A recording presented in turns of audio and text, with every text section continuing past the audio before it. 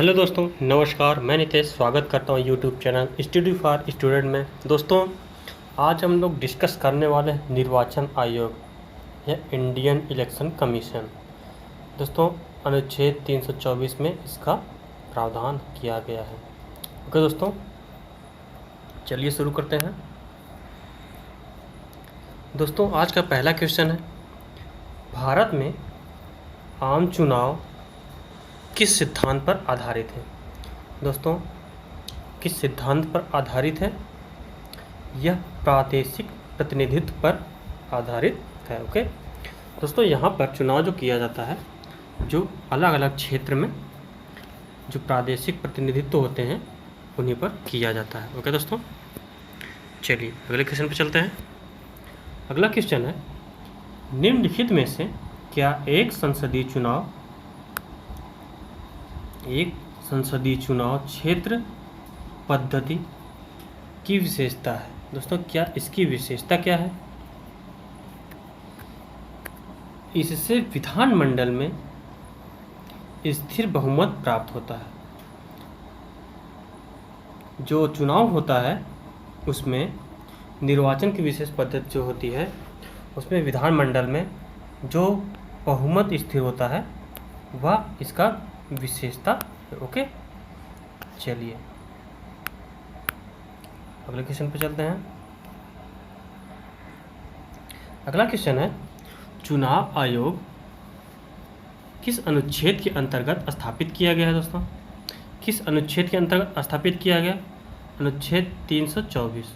अनुच्छेद 324 के अंतर्गत इसका स्थापित या इसका प्रावधान किया गया है। ओके, चलिए अगले क्वेश्चन पे चलते हैं।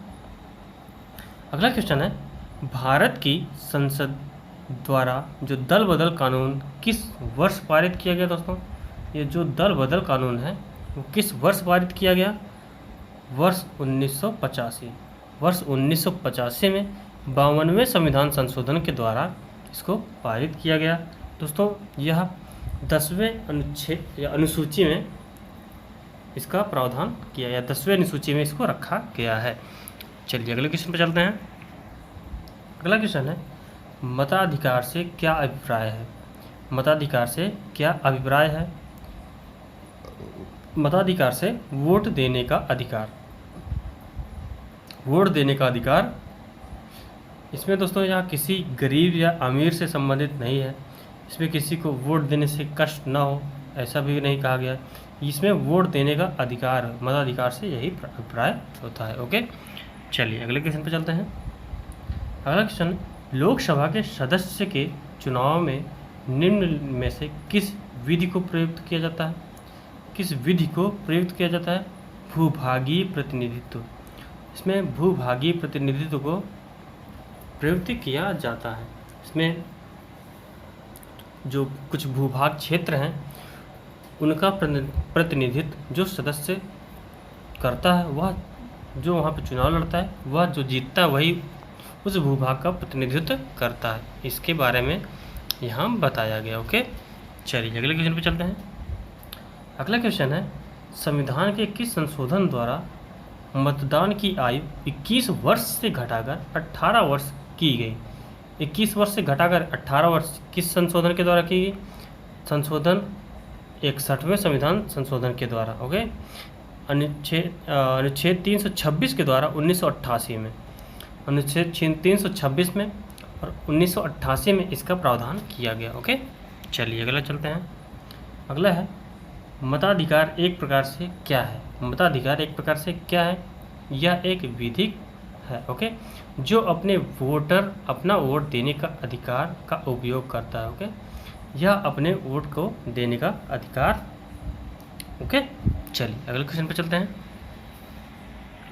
अगला है, राष्ट्रीय राजनीतिक दल वह है जिसे पड़े मतों का 6% प्राप्त कर लिया हो। जो राजनीतिक दल होते हैं, जो राष्ट्रीय राजनीतिक दल होते हैं, वो 6% वोट प्राप्त कर लिया हो, उसको क्या होते हैं? 4 या 4 से अधिक राज्य में, मतलब 4 या अधिक राज्यों में 6% से अधिक अगर वोट प्राप्त कर लिया है तो वह एक राष्ट्रीय राजनीतिक दल होता है। नहीं तो क्षेत्रीय दल या राज्यीय दल होता है। ओके, चलिए अगले क्वेश्चन पे चलते हैं। अगला क्वेश्चन है, निम्न में से कौन प्रातिनिधिक सरकार उपबंध करता है या उपबंधित करता है? इसमें कौन सा उत्तर हो जाएगा? अप्रत्यक्ष लोकतंत्र। अप्रत्यक्ष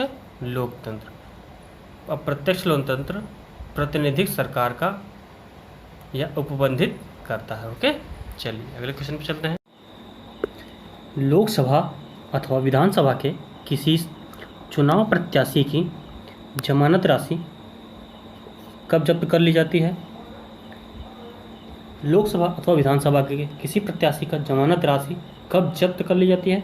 जब वह कुल मतदान के 1/6 मत प्राप्त नहीं कर पाता है तो उसकी जमानत राशि जब्त कर ली जाती है। ओके, चलिए अगला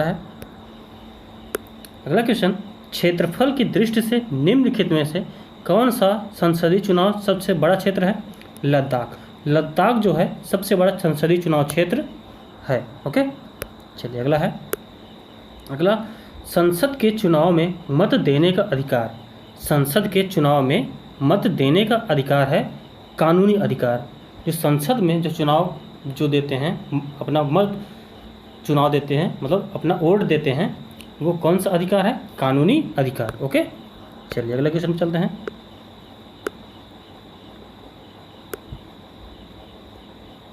अगला क्वेश्चन है, भारत के प्रथम निर्वाचन आयुक्त कौन थे? भारत के प्रथम निर्वाचन आयुक्त सुकुमार सेन 1950 में 1950। ओके, 1950 में चुनाव आयोग का गठन जब हुआ था उसी समय प्रथम निर्वाचन या मुख्य निर्वाचन आयुक्त सुकुमार सेन थे।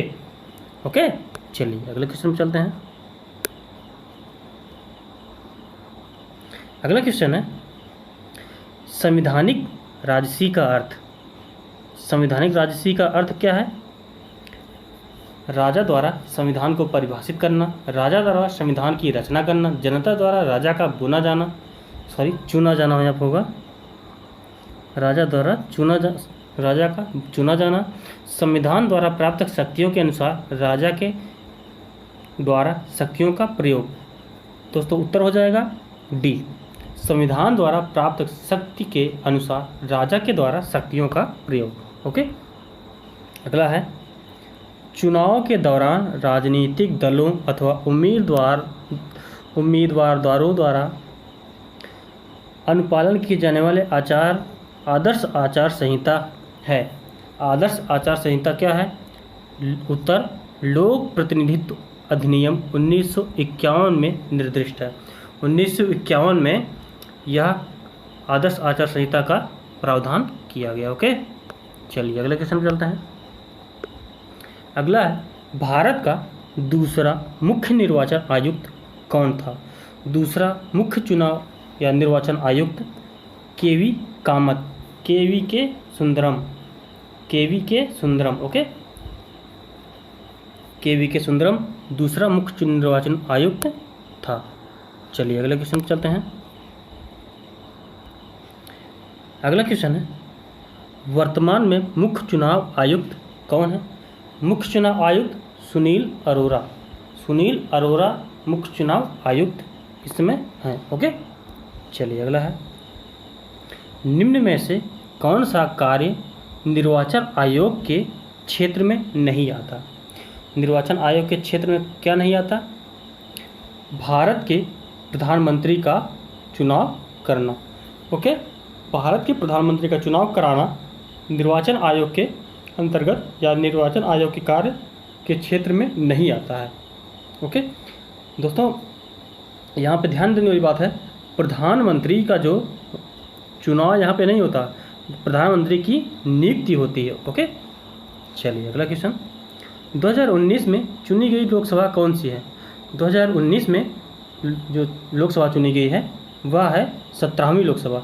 17वीं लोकसभा के अध्यक्ष कौन हैं दोस्तों? कमेंट में बताएं। ओके, चलिए ओके दोस्तों, आज के लिए इतना ही। दोस्तों चैनल को सब्सक्राइब करें, लाइक करें और दोस्तों के साथ शेयर करें। ओके दोस्तों।